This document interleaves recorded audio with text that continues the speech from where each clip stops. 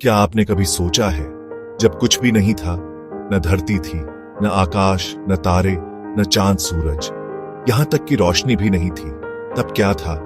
ऋषि मुनि कहते हैं, तब केवल शून्य था, एक गहरा अनंत सन्नाटा, जहां कोई रंग नहीं, कोई ध्वनि नहीं। लेकिन उसी निस्तब्धता से एक दिन निकली पहली तरंग, और उस तरंग से गूंजा पहला स्वर, यूएम। हां, यही था ब्रह्मांड का पहला शब्द। ऋषियों ने कहा, एयूएम केवल एक शब्द नहीं, यह सृष्टि का मूल मंत्र है।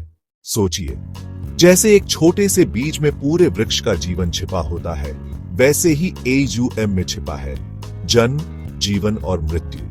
अ सृष्टि का आरंभ, उ जीवन का प्रवाह, म अंत की शांति।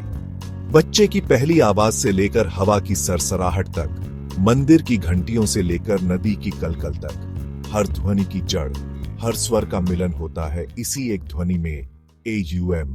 एक अरशी की कथा मिलती है। वो पर्वतों के बीच, गहरे जंगल में, झरनों की ध्वनि के बीच दिन रात ध्यान में बैठे रहते। वो आंखें बंद करते, श्वास रोकते और भीतर केवल सुनते, एयूएम, एयूएम, एयूएम। कुछ समय बाद उन्होंने कहा, जब मैं एयूएम का उच्चारण करता हूं तो मैं नहीं रहता। मेरी आत्मा अनंत आकाश में विलीन हो जाती है और मैं पूरे ब्रह्मांड से एक हो जाता हूं।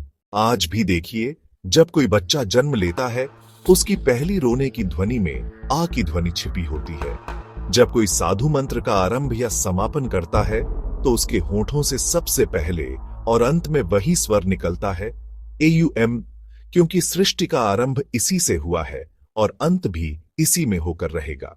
दोस्तों, एयूएम केवल धार्मिक शब्द नहीं है, यह हमारी आत्मा की गहराई से निकला एक स्वर है। जीवन में कभी बेचैनी हो तो आंखें बंद कर गहराई से बोलिए, एयूएम। आप पाएंगे मानो चिंता धुल गई हो, मन और हृदय एक अद्भुत शांति से भर गया हो। यही है एयूएम शब्द की कहानी, जो हमारे अतीत से जुड़ी है, हमारे वर्तमान को संभालती है और हमारे भविष्य तक को आलोकित करती है।